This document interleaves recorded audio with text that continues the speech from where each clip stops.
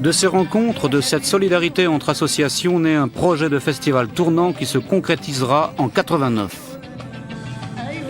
Mais ce projet a été labellisé par la mission bicentenaire, ce qui nous a ouvert quelques portes chez des ministères, chez des financeurs. Et on a pu, comme ça, sur 4-5 quartiers en 89, organiser les premières caravanes. C'était des petites caravanes. Hein. Comparé à celles d'aujourd'hui, c'était des petites caravanes, mais c'était fort. C'était une semaine par ville, le même principe, avec des expositions, avec des débats, avec des projections vidéo sur plein de thèmes, avec du théâtre, du cinéma, et puis le concert du samedi soir.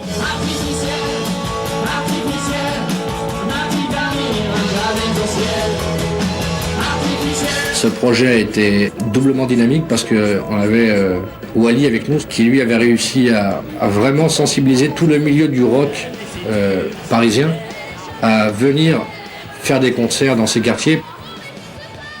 Et Wally me disait toujours, faut que tu connaisses les mecs de Mantes-la-Jolie, faut que tu connaisses, il y a une équipe là-bas.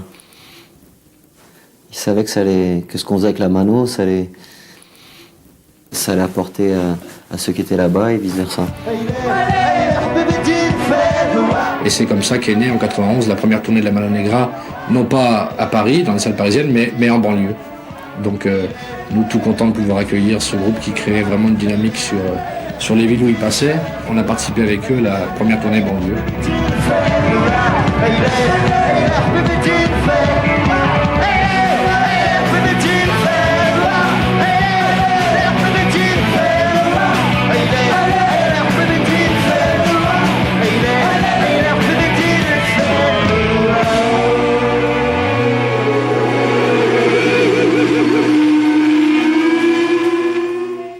Et puis Wally est décédé d'un cancer en 91, donc ça a été vraiment un moment très dur et presque le moment où on remettait en cause aussi le festival, parce que sans Wally, on ne pensait pas pouvoir continuer.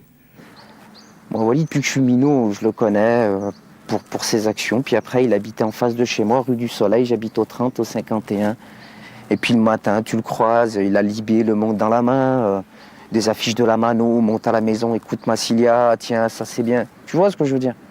C'est un citoyen qui était là pour te faire passer quelque chose qui semblait pour lui important, quoi.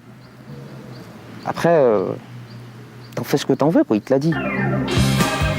Et puis la mano a pris le relais, nous a encouragés, a permis qu'on fasse un grand hommage à Wally à Saint-Etienne. Donc on a monté là-bas un concert avec tous les gens du quartier. En hommage à Wally, c'est 7000 à 8000 personnes qui sont venues. Quand il y a eu ce concert, en son hommage, tout le monde a pris quelque chose là-dessus. Tout le monde s'est dit, on veut faire quelque chose.